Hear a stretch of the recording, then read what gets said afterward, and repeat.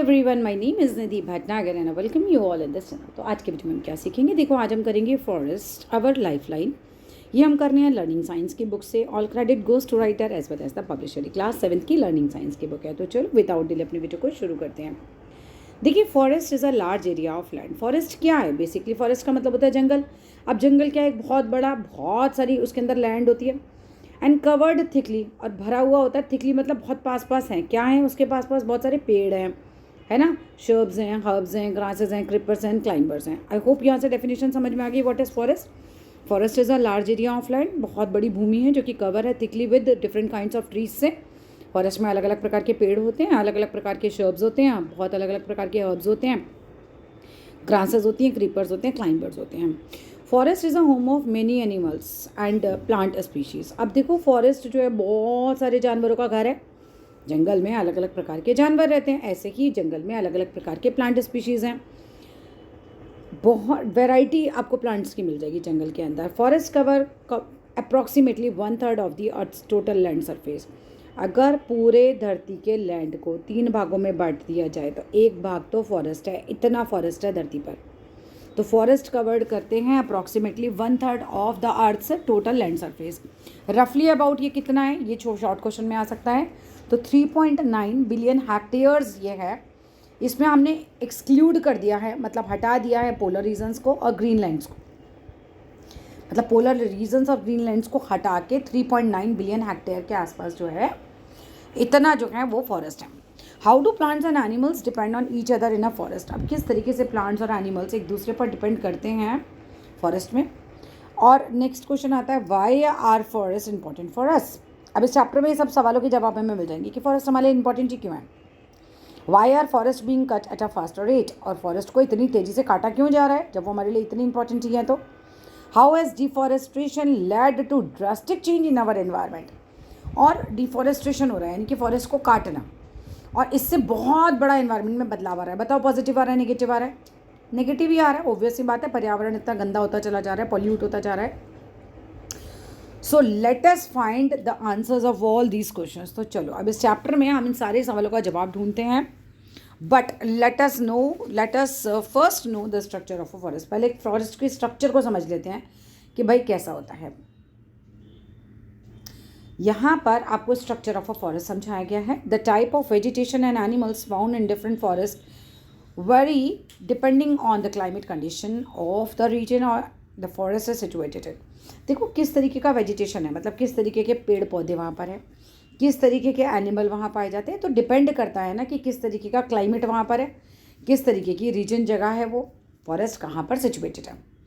अगर पहाड़ी जंगल है तो वहाँ पर वो जानवर और वो पेड़ पाए जाएंगे जो पहाड़ी है, जो पहाड़ पे रहते हैं, राइट। और जो राजस्थानी है तो उसमें वो पाए जाएंगे जो राजस्थान से रिलेटेड है या फिर जो वहाँ के लिए अडेप्टेड है। A forest consisted of different layers of vegetation. अब यहाँ से इंपॉर्टेंट है कि जो लेयर हैं फॉरेस्ट की वो क्या होती है, मतलब क्या उसका। There are 3 main layers of a forest. 3 main layer होती है, स्टार्टिंग फ्रॉम द टॉप और लेकर नीचे तक ग्राउंड तक 3 लेयर आ गई। सबसे पहले तो अगर हम ये बात करें, ये पेड़ है, ये पेड़ है, ये पेड़ है, ये बिल्कुल इतने पास पास होते हैं कई बार कि इससे कैनोपी एक छतरी सी बन जाती है। तो ये तो टॉप लेयर हो गई हमारी कैनोपी वाली, ठीक है। यहाँ पर आपको ये दिखा रखा है, ये देख रहे हो आप कैनोपी। कैनोपी वाली हमारी टॉप लेयर है। फिर अंडर स्टोरी, जहाँ पर वो ट्रंक आता है, वो पूरी लेयर जंगल की वो अंडर स्टोरी कहलाती है। और उसके बाद आ जाती है आपकी फॉरेस्ट फ्लोर यानी कि ज़मीन वाली लेयर। तो एक हो गई जहाँ पे पेड़ ऊपर से मिले हुए हैं, दूसरे हो गए आपके जो बीच वाला पोर्शन है जहाँ पे ट्रंक वगैरह होता है पेड़ का, और तीसरी हो गई जहाँ पर ज़मीन होती है। तो canopy, under story and forest floor, ये 3 लेयर है। The part of a tree above the trunk. Trunk जो होता है पेड़ का, आपको पता होगा तना कहते हैं इसे। ये जो ट्रंक होता है, ये इस पार्ट को ट्रंक कहते हैं। जो ट्रंक से ऊपर वाला पार्ट है जिसमें क्या होता है, ब्रांचेस बनी होती है, इस तरह की ब्रांचेस बनी होती है, उसको हम बोलते हैं the crown of the tree. Crown मतलब मुकुट। कहाँ पहना जाएगा? सर पे पहना जाएगा। पेड़ का सर तुम्हें समझ में आ गया होगा अब तक, ऊपर की वाली पार्ट जहाँ ब्रांचेस आ रही हैं। The crown are of different types. Crown अलग अलग टाइप के होते हैं, अलग अलग साइजेस के होते हैं, डिपेंड करता है किस पेड़ का क्राउन है वो।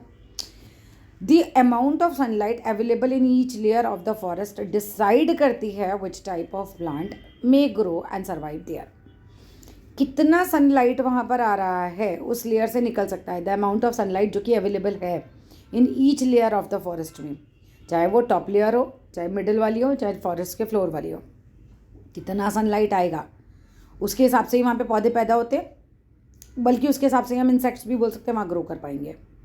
जो तेज़ धूप में करते हैं वो उन वाली जगहों पे करेंगे जहाँ पे सनलाइट ज़्यादा आ रही है, जो कम वाले होंगे, जो बिल्कुल मॉइस्ट में कर पाते होंगे, तो वो वहाँ करेंगे जहाँ पे कैनोपी बहुत ज़्यादा पास पास है।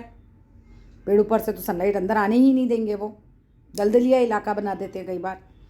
सो which type of plants may grow and survive there, it also decides the habitat of various animals. ठीक है, ये डिसाइड करता है कि भाई वेरियस एनिमल्स का हैबिटेट क्या है, घर क्या है। कैनोपी लेयर मानिए ऊपर वाली layer, the forest top layer consist of the branches and leaves of tall trees. अब हमें पता है फॉरेस्ट की जो ऊपर वाली लेयर होती है, टॉप लेयर होती है, उसमें ब्रांचेस होती हैं। क्या जो जंगल में ये पेड़ होंगे तो ऊपर वाली लेयर में इस तरह के ब्रांचेस बने होंगे सारे पेड़ों के, है ना, इस तरह के ब्रांचेस आए हुए होंगे, और लीव्स भी उसी में होंगी। ऑफ टॉल ट्रीज फॉर्म करते हैं काइंड ऑफ अ रूफ, एक छत सी बन जाती है, सारे पेड़ के ऊपर ऊपर पार्ट मिलते मिलते मिलते एक पूरी छत बन गई, पूरा अम्ब्रेला जैसा बन जाता है over a smaller trees. Over a smaller trees क्यों कहा कि नीचे छोटे छोटे पेड़ उगे हुए हैं, उनके ऊपर ऐसे बड़े वाले पेड़ों की छतरी बन गई है। And other plants in the forest, उनके ऊपर भी ये छतरी बन गई पूरी की पूरी, चाहे वो नीचे हर्ब उग रहे हो, शर्ब्स उग रहे हो, है ना, ऊपर वाले प्लांट्स में छतरी बन गई। क्लियर है यहाँ तक? The upper most branches and leaves of tall trees जो एक्ट करते हैं, which act like a roof या फिर umbrella over the smaller trees in the forest, इसको हम बोलते हैं कैनोपी। आई होप कैनोपी समझ आ गया। It has tall evergreen trees and with large green leaves, इसमें बहुत लंबे लंबे पेड़ आएंगे कैनोपी के अंदर, एवरग्रीन ट्रीज आएंगे जो हमेशा हरे भरे रहते हैं, और लार्ज ग्रीन लीव्स आती हैं, बड़ी बड़ी हरी हरी पत्तियाँ आती हैं। The branches overlap each other, एक दूसरे के ऊपर ब्रांचेस ओवरलैप करती हैं, एक दूसरे के ऊपर आती हैं, and forming a continuous cover of dense leaves, और एक पूरा कवर बना देती हैं घनी पत्तियों का, ऊपर से पूरा कवर बनता चला घनी पत्तियों से। This layer is so dense, ये इतनी डेंस हो जाती है that very little sunlight penetrates, मतलब अंदर घुस पाए थ्रू इट। अब अगर ऊपर बहुत ज़्यादा घनी पत्तियाँ घने ब्रांचेस है तो नीचे सनलाइट नहीं आ पा रही है, ज़्यादा पेनिट्रेट ही नहीं कर पा रही है। And reaches the lower layer of the forest, मतलब कम पहुँच पाती है। A large variety of birds, bats यानी चिमगादड़, मंकी यानी बंदर, एंड इंसेक्ट्स यानी कीड़े मकोड़े लेयर यहाँ पर रहते हैं जंगलों में। ठीक है, इनके नीचे, इस लेयर के नीचे कह सकते हैं। सम एनिमल्स लिव सोली, कुछ एनिमल्स अकेले रहते हैं इन द कैनोपी रीजन में, ऊपर ऊपर बहुत सारे ऐसे बर्ड्स वगैरह होंगे, एनिमल्स होंगे जो ऊपर ऊपर कोई रह रहे हैं, नहीं है नीचे को धरती की तरफ। जी do not move down to the ground at all, वो आते ही नहीं नीचे, उनकी सारी ज़रूरतें ऊपर ही पूरी हो जाती हैं। आई होप क्लियर है। द नेक्स्ट स्टेज आती है हमारी under story layer, the layer of vegetation in the forest just below the canopy. अब आपने बात करी ऊपर ऊपर कैनोपी की, अब आगे ट्रंक साइड पर, सारे पेड़ों के ट्रंक साइड हो गए। ठीक है, अब ये पूरा जो बीच की लेयर बन जाएगी पूरी हॉरिजॉन्टल लेयर बन जाएगी, है ना, हॉरिजॉन्टल लेयर ही तो बनेगी। कैसे, देखो ये जंगल में एक पेड़ है, ये जंगल का दूसरा पेड़ है, ये जंगल का तीसरा पेड़ है, ये चौथा पेड़ है, तो यहाँ पर ये जो लेयर्स बनती जा रही हैं, ये जो लेयर्स बन रही हैं, ठीक है, this is called under story layer. अब ज़मीन नहीं टच कर रहा है, ज़मीन तक जितनी भी लेयर्स अब बन रही हैं ये अंडर स्टोरी लेयर है। It mainly has different horizontal layers. Below the tall trees are smaller trees, tall trees के नीचे छोटे पेड़ होते हैं, and below which are shrubs and tall grasses, इनके नीचे रहते हैं। The lowest layer is formed of herbs, जो सबसे लोएस्ट लेयर बनेगी वो हर्ब की बनती है, वो ज़्यादा ऊंचे होते ही नहीं है क्योंकि हर्ब्स जो होते हैं। प्लांट्स सच एज ऑर्चिड्स हैं, पाम्स हैं, फर्न्स हैं, यहाँ पर ग्रो करते हैं। लार्ज वैरायटी ऑफ इंसेक्ट्स हैं, बर्ड्स हैं, स्नेक्स हैं, लेजर्ड्स हैं, लेजर्ड्स यानी छिपकलियाँ हैं, या फिर कार्निवोरस प्रेडिएटर्स हैं, ये जो हैं जैसे जैगुआर हो गया, पाइथन्स हो गए, लेपर्ड्स हो गए, वो यहाँ पर रहते हैं, इस लेयर में रहते हैं ये लोग। नेक्स्ट आता है फॉरेस्ट फ्लोर। अब ज़मीन पे कौन कौन रह रहा है, जंगल में एक ज़मीन भी है। दिस रीजन रिसीव करती है very little amount of sunlight, क्यों, क्योंकि ऊपर से इतना घना है कि वो नीचे पहुँच नहीं पा रही है। Only plants adapted to grow with very less light can survive in this damp warm and dark region of the forest. केवल वो ही यहाँ सर्वाइव कर पाएगा जो कि गर्म जगह में, डैम्प जगह में, मतलब नम, जो पानी की वजह से नम रहेगा, नीचे पानी का सूख ही नहीं रहा है, नीचे का पानी ज़्यादा, तो डैम्प, वार्म और डार्क, क्योंकि अंधेरा है, नीचे सनलाइट नहीं पहुंच रही है, तो ऐसी जगह पे जो सर्वाइव कर पाएगा वही यहाँ पाया जाता है। क्लियर है ये भी बात। The forest floor has various kinds of small lifeless plants. Forest के फ्लोर पर बहुत सारे छोटे छोटे लीफलेस मतलब लाइफलेस नहीं, लीफलेस, बिना पत्तियों वाले प्लांट्स होते हैं, जैसे मॉइसिस पाया जाता है, जैसे लिचन्स पाया जाता है। The floor is covered with a layer of dead and decaying leaves. आप ये देखो कि जब आप जंगल जाओगे ना ऐसे वाले, आपको ज़मीन पर बहुत सारी पत्तियाँ वत्तियाँ सब बिखरी हुई मिल जाती हैं, डिकेइंग, सड़ रहे हैं आप वो, क्योंकि वहाँ से कोई हटा नहीं रहा है, और वही खाद बनती जाती हैं ऑटोमेटिकली और पेड़ों में मिलती जाती है। फ्रूट, सीड्स, ट्विग्स, ये स्मॉल वॉर्म्स सब आपको ज़मीन पर पड़े हुए मिल जाएंगे वहाँ पे, क्योंकि वहाँ भी जाके हर एक आदमी फ्रूट नहीं खा रहा है, कितने सारे एक्स्ट्रा उग जाते हैं तो नीचे गिरे पड़े रहते हैं। Very large variety of insects, millipedes, ants, beetles यहाँ पर पाए जाते हैं फॉरेस्ट के फ्लोर पर। The largest animals in the forest such as tiger, lion, deer, bear सब मिलते हैं, live on the forest floor, सब फॉरेस्ट फ्लोर पे रहते हैं। एक आपको यहाँ पर एक्टिविटी दिखाई है to show that heat is given out during the process of decay. आपको ये दिखाया है कि जब पत्तियों वगैरह का या एनिमल डिके होता है या वेजिटेबल वेस्ट का डिके करते हैं तो उसमें से गर्मी निकलती है, हीट निकलती है। इसके लिए क्या चाहिए? ऑब्वियसली बात है, जब हमें ये दिखाना है कि वेजिटेबल वेस्ट से हीट निकल रही है तो हम वेजिटेबल वेस्ट हमें चाहिए, चाहे पत्तियों से दिखाना है तो पत्तियाँ चाहिए होंगी, प्लांट दिखाना है तो प्लांट, ठीक है, जो भी दिखाना है। तो यहाँ leaves and vegetable waste, soil, water, ये सब हमें चीज़ें चाहिए। मेथड ये है कि डिग अ स्मॉल पिट, आपको एक गड्ढा खोदना है in a ground and put leaves and vegetable waste in it, उसके अंदर डाल दो। कवर दम विद अ सॉइल, मिट्टी से उसे ढक दो। Put some water on it, उसके ऊपर थोड़ा पानी डाल दो। The leaves and vegetable waste in the pit start decaying, अब वो सड़ना स्टार्ट हो गया, आपने डाल दिया, धीरे धीरे वो सड़ना स्टार्ट हो गया। Remove the covering of the soil after 3-4 days, 3-4 दिन बाद हटाओ मिट्टी वहाँ से। And feel the pit inside, अंदर कैसा होगा? आपको गर्म लगेगा थोड़ा सा। ऑब्जर्वेशन है the pit feels warms inside the soil, आपको थोड़ा गर्मी लगेगी वहाँ पे, अब हाथ लगा के देखोगे। कंक्लूजन यही है कि heat is given out during the process of decay. Importance of forest, ये बहुत ही इंपॉर्टेंट क्वेश्चन है, 200% ये पेपर में आ रहा है, 200% ये पेपर में आएगा ही आएगा। सो इसे अच्छे से कर लेना और खुद भी लिख सकते हो। तो forest provide us many things we need, जंगल हमें बहुत सारी चीज़ें प्रोवाइड करते हैं जिनकी हमें ज़रूरत है। बिसाइड्स, इसके अलावा they play a very important role in maintaining the environment balance, environmental balance बनाने में ये बहुत इंपॉर्टेंट रोल अदा करते हैं। So let us understand how forest are important for us, चलो सीख लेते हैं।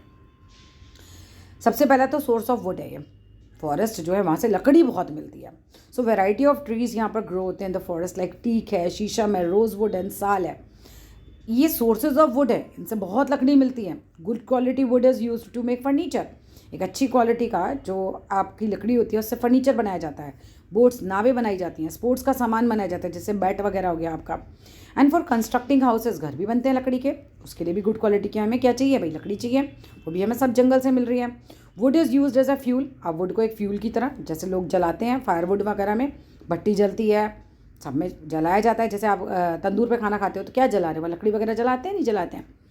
इन मैनी हाउस होल्ड्स, घर में भी लोग कुकिंग फूड के लिए बहुत जगह लकड़ी यूज़ करते हैं। Would is also used for production of paper, would जो है पेपर बनाने के भी काम आती है, which is used for making books, magazine, newspapers, तो ये सब चीज़ें भी बनती हैं। नेक्स्ट आ जाता है हमारा second point, forest source of variety of products, हमें बहुत सारा और सामान भी मिलता है, लकड़ी तो मिलती ही है, बहुत सारा और सामान भी मिलता है। Several plants that grow in forest are used in preparation of medicine, बहुत सारे प्लांट से मेडिसिन बनती है, दवाइयाँ बनती हैं। The bark of cinchona tree is a source of medicine, जिसे हम क्यूनाइन बोलते हैं, ये यूज़ होती है ट्रीटमेंट करने के लिए मलेरिया डिसीज़ को, याद कर लेना, शॉर्ट क्वेश्चन में आ सकता है। A few trees contain a substance जिसे हम बोलते हैं टैक्सॉल, ठीक है, जो हेल्प करता है, which helps fight a certain type of cancer, तो कैंसर की दवाई भी मिल रही है जंगल से आपको। ट्यूपरटाइन, जिसे तारपीन बोलते हैं, which is produced from resin और गम, जो कि पाइन ट्री से निकलता है, पाइन ट्री से एक चिपचिपा पदार्थ निकलता है, उससे टरपाइन बनता है, तारपीन, तारपीन का तेल भी बोलते हैं इसे। Which is produced from the, ये समझ में आ गया, इज यूजुअल यूज़ होता है थिनिंग करने के लिए पेंट्स को। जब पेंट आता है, पेंट बहुत गाढ़ा होता है तो हम उसमें तारपीन का तेल मिलाते हैं। जब लकड़ी पर पेंट करते हो तो पेंट बहुत गाढ़ा आएगा, तो उसमें एक बॉटल भर के हम क्या करा, तारपीन का तेल डाला, ये वही है, ठीक है। या फिर आप लकड़ी पर पॉलिश कराते हो, वार्निशिंग कराते हो उसकी, तो भी उसमें तारपीन का तेल हम डालते हैं। रबड़ कम्स फ्रॉम रबर ट्री, रबड़ जो आप यूज़ करते हो वो भी रबर ट्री से आती है। गम ट्रीज़, बबूल, कीकर, यहाँ से मिलते हैं। याइल्ड गम, ये गोंद जो है इसमें से निकलती है। The oil extracted from the trees like eucalyptus and sandalwood, ये यूज़ होते हैं to make dyes and perfumes, dye और परफ्यूम बनाने के लिए।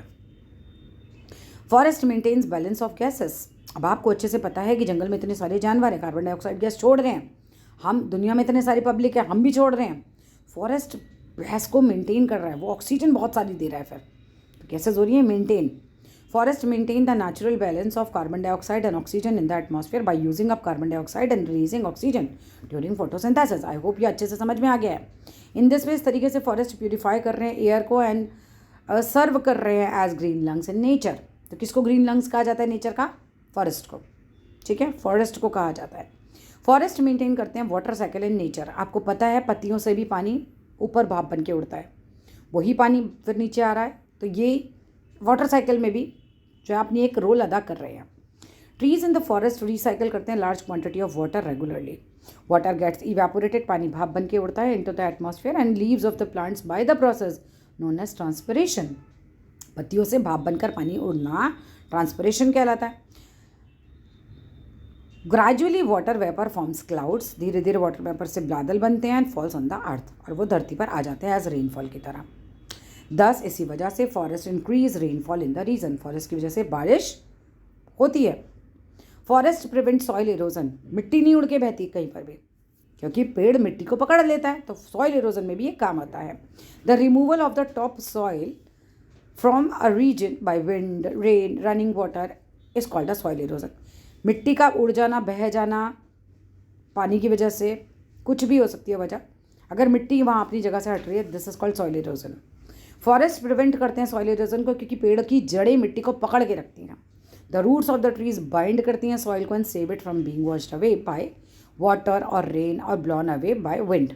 ठीक है, दस इसी वजह से फॉरेस्ट प्रिवेंट करते हैं सॉइल इरोजन को and help in the conservation of soil, मिट्टी को बचा के रखते हैं। फॉरेस्ट प्रिवेंट करते हैं फ्लड एंड रिप्लेनिश करते हैं ग्राउंड वाटर को। फॉरेस्ट बचाते हैं बाढ़ आने से, ये कैसे बचाएंगे? और धरती के अंदर का जो पानी ग्राउंड वाटर होता है उसको भी रिप्लेनिश करते हैं, वापस उसके अंदर बढ़ने में मदद करते हैं। How? Forest act as a big check dam in the region. अब जिस जगह पर फॉरेस्ट है समझ लो वहाँ पर एक डैम बना हुआ है। They slow down the flow of rain water. ऐसे जंगल में पानी पहले पत्तियों पे पड़ेगा, ऊपर ऊपर पड़ेगा, फिर नीचे जाएगा, तो ये प्रोसेस थोड़ा स्लो हो जाता है, डायरेक्टली नहीं आ रहा एकदम। रिड्यूस इज फोर्स, और पत्तियों की वजह से, ब्रांचेस की वजह से रिड्यूस हो जाता है उसका प्रेशर, इतना ज़्यादा तेज़। ये कंट्रोल करता है, मदद करता है फ्लड्स आने में। The trees in the forest allow करते हैं वाटर को टू प्रोकुलेट, यानी कि प्रोकुलेट मतलब धीरे धीरे रिस रिस के ग्राउंड के अंदर जाना पानी into the ground. This helps in replenishing the ground water. इसकी वजह से ग्राउंड वाटर रिप्लेनिश हो जाता है। फॉरेस्ट प्रोवाइड करते हैं food and shelter to wildlife. जंगली जानवरों को भी इससे फूड और शेल्टर मिलती है, नॉर्मल सी बात है। Many plants and animals are found in forest. Forest is their natural habitat है उनका। मेनी ट्राइबल पीपल, जो आदिवासी वगैरह होते हैं हमारी कंट्री के, लिव्स इन फॉरेस्ट, वो भी वहाँ रहते हैं। जंगलों में आज भी बहुत सारी प्रजातियाँ रह रही हैं। They get food, shelter, water, medicine, सब इन्हें प्लांट्स फॉरेस्ट से मिल रहा है, द फॉरेस्ट में जो प्लांट्स हैं। फॉरेस्ट रिड्यूस करते हैं पॉल्यूशन। ऑब्वियस सी बात है, ये ऑक्सीजन दे रहे हैं इतना सारा, तो पॉल्यूशन तो रिड्यूस हो ही रहा है। इवन नॉइस पॉल्यूशन को भी रोकते हैं ये। फॉरेस्ट एब्जॉर्ब करते हैं carbon dioxide and reduce it's concentration in the atmosphere, कि भाई बहुत ज़्यादा कार्बन डाइऑक्साइड ना हो जाए, उसके कॉन्सेंट्रेशन से हमें बचाते हैं। ट्रीज बाइंड सॉइल, ट्रीज जो होते हैं मिट्टी को पकड़ के रखते हैं, पार्टिकल्स को टुगेदर, एंड डिक्रीज करते हैं डस्ट ना उड़े। ठीक है, and contamination in the air, उसको गंदा ना करे, क्योंकि मिट्टी जड़ों ने पकड़ ली तो वो उड़ेगी नहीं, तो डस्ट नहीं उड़ेगी, तो एटलीस्ट हवा में उतना पॉल्यूशन नहीं होगा। These dust particles are called suspended particle matter, क्योंकि ऐसे ही उड़ रहे हैं, सस्पेंडेड पार्टिकल मैटर, SPM कहलाते हैं।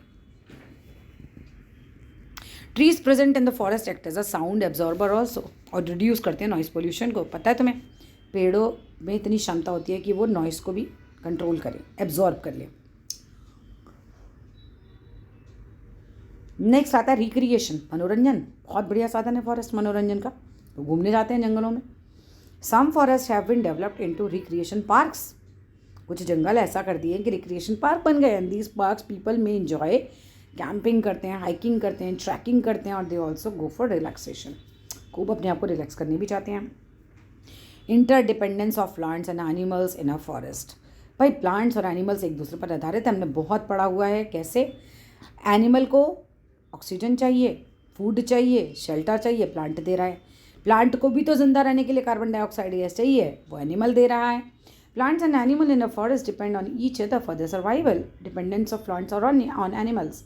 Animal produce carbon dioxide during respiration which is taken up by the plants for photosynthesis to produce food. ये हम डिस्कस कर चुके हैं कि एनिमल प्रोड्यूस करता है कार्बन डाइऑक्साइड जब वो सांस लेता है,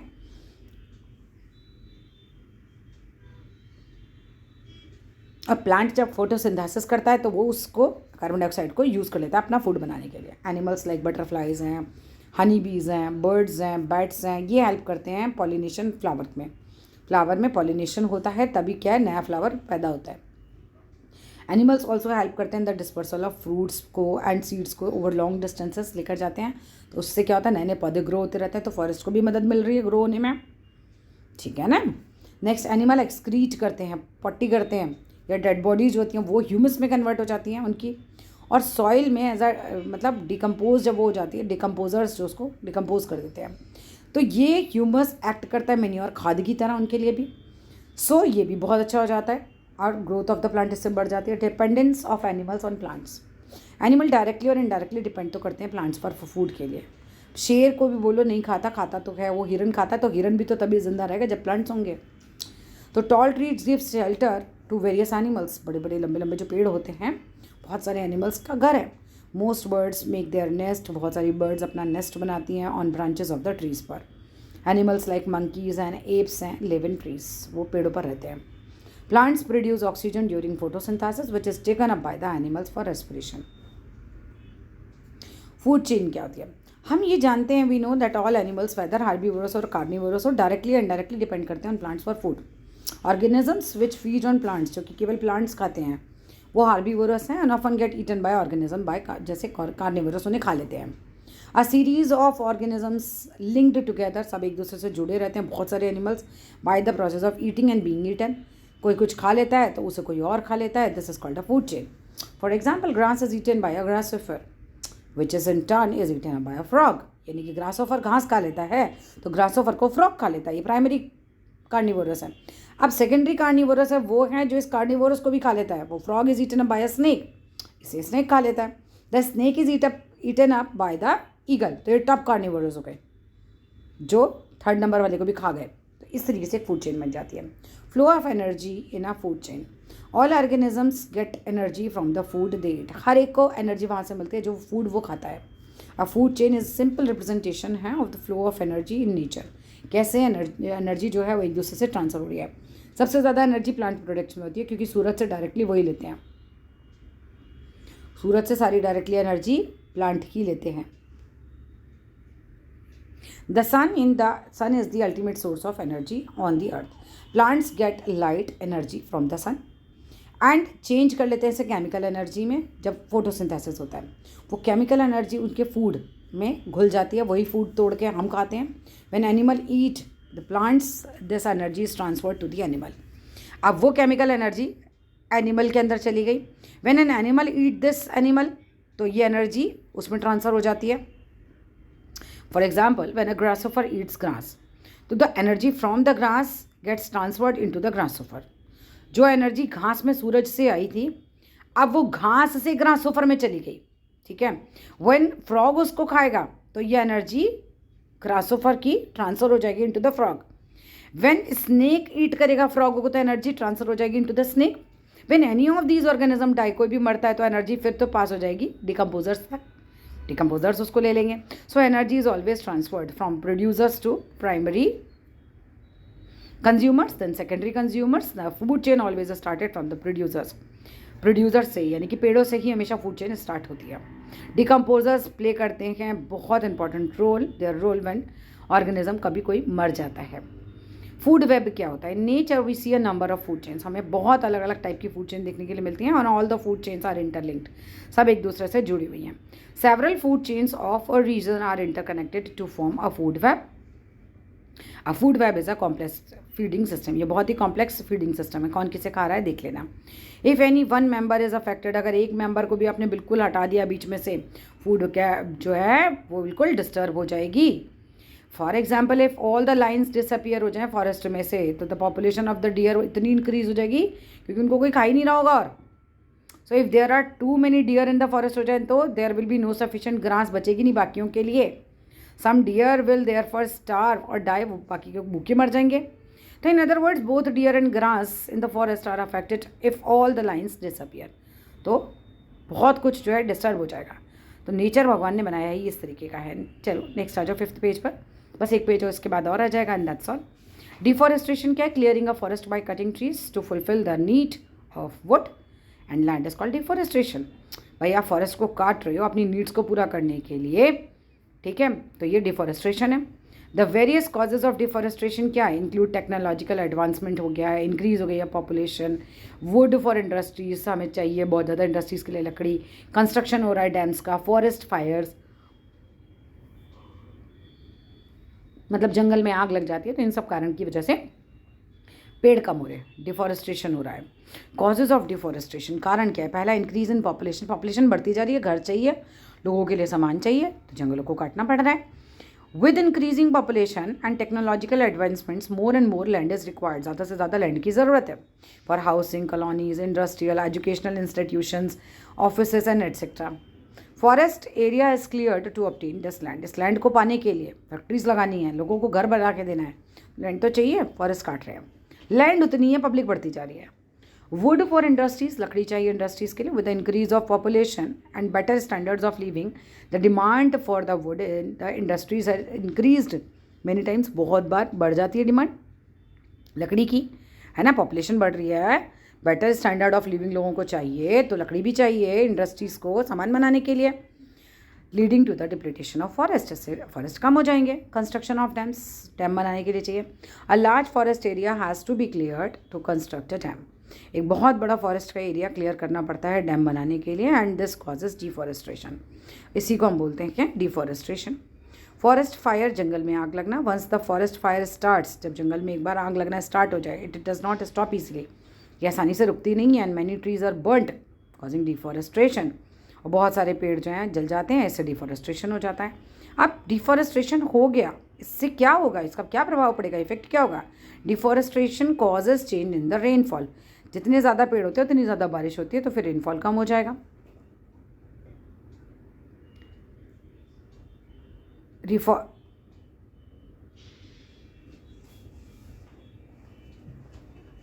नेक्स्ट पॉइंट पे आओ.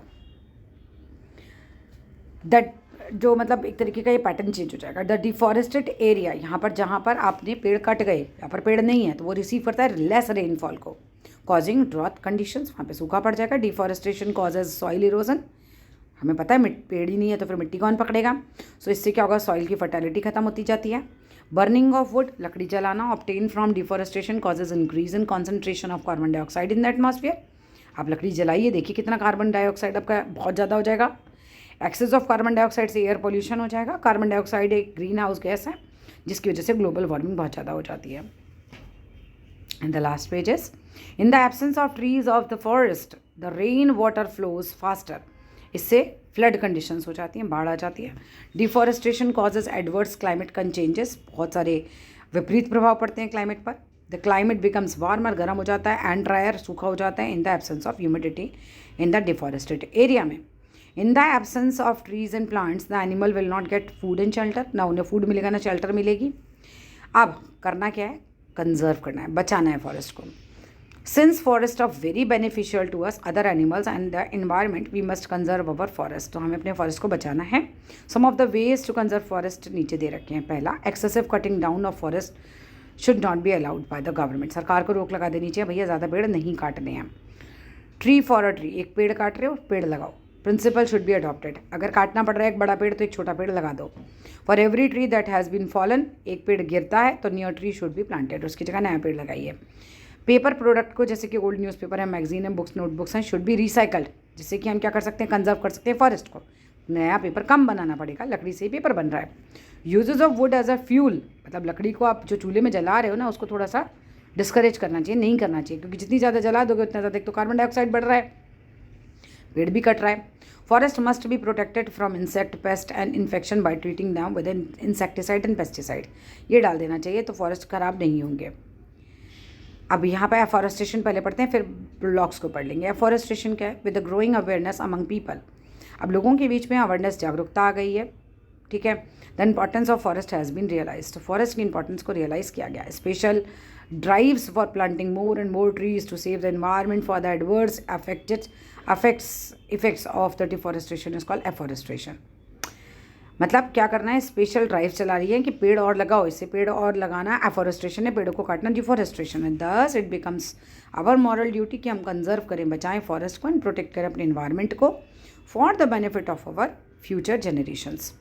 इन India in the first week of July Van Mahotsav celebrate किया जाता है। 100% ये क्वेश्चन आएगा कौन से मंथ में होता है, जुलाई में होता है, फर्स्ट वीक ऑफ जुलाई में। In this programme various government and non government organisation participate करती हैं, प्लांट करते हैं छोटे छोटे सैपलिंग्स को लार्ज स्केल पर। 2 ब्लॉक्स हैं, इन्हें भी पढ़ लो क्योंकि यहाँ से क्वेश्चन आएगा। LPG to every house, Ujjwala योजना, प्रधानमंत्री उज्ज्वला योजना PMUY एम करती है to provide a clean cooking fuel मिल जाए हर एक को। LPG टू सेफगार्ड, रक्षा करती है हेल्थ की ऑफ ऑल, स्पेशली औरतों की, क्योंकि धुआं घुसता था जब वो चूल्हे पे खाना बनाती थी। Under this scheme 5 crore LPG connections will be provide किए जाएंगे। BPL बिलो पॉवर्टी लाइन, जो बहुत ही गरीब फैमिलीज हैं उनको। A number of households in India विश्वास करता है on firewood, coal and dung cakes as a fuel for cooking के लिए। लेकिन जो the smoke from burning such fuels जो है उसकी वजह से पॉल्यूशन होता है और एडवर्सली यानी बहुत ख़राब प्रभाव पड़ता है हेल्थ पर लोगों की, और रेस्पिरेटरी डिसीज़ हो जाती है, सांस लेने में दिक्कत होती है। ये इंश्योर करता है वीमेन एम्पावरमेंट को, स्पेशली इन रूरल एरियाज़ में। These connections will be issued in the name of women, ठीक है, तो औरतों के नाम पर कनेक्शन दिए जा रहे हैं। एंड द लास्ट पैराग्राफ ये चिपको मूवमेंट के बारे में है, that is most important question from this chapter. The Chipko movement originated, कहाँ से स्टार्ट हुआ था, फ्रॉम एन, एक इंसिडेंट हुआ था जो अकर्ड हुआ था एक रिमोट से विलेज में, मतलब बिल्कुल दूर दराज का एक गांव था, रेनी, जो गढ़वाल का एक गांव था, high up in the mountains, ऊपर पहाड़ों पर था। मार्च में हुआ था 1973 में। अ लॉजिंग कॉन्ट्रैक्टर, मतलब लकड़ी काटने वाला एक कॉन्ट्रैक्टर था, उसने उसको अलाउ कर दिया गया था कि कट डाउन कर दो ट्रीज़, ठीक है, इन अ फॉरेस्ट जो कि गाँव के पास था। The villagers did not want this to happen, वो बिल्कुल नहीं चाहते थे ऐसा हो, so they protested against the cutting of trees. उन्होंने कटिंग ऑफ ट्रीज के खिलाफ प्रोटेस्ट किया, विरोध किया इसका। One day contractors man came in the forest, वो आता है जंगल में अपने आदमियों को लेकर पेड़ काटने के लिए। व्हेन द लोकल मैन जो थे were out of for their work, जब वो काम के लिए बाहर गए हुए थे। The women in the village under the leadership of Gaura Devi leader बनी इन औरतों की, क्योंकि वो आदमी तो सब काम पे गए थे, वो पहुंच गई वहाँ पर उस जगह पे। क्विकली उन्होंने क्लैप्स्ड कर दिए द ट्रीज ट्रंक, पकड़ के खड़ी हो गई, उसको चिपक गई पेड़ों पर से जाके सब औरतें। ये एक्टिविटी ने प्रिवेंट किया, बचाया the workers from cutting down the trees. Worker औरतों को तो नहीं काट सकते थे, तो इससे बच गए वो पेड़। The forest was save, the incident give birth to Chipko आंदोलन, इससे hug the tree movement start हो जाता है। द मूवमेंट क्विकली स्प्रेड हो गया across the country under the leadership of Sundarlal Bahuguna and Chandi Prasad Bhatt के नेतृत्व में।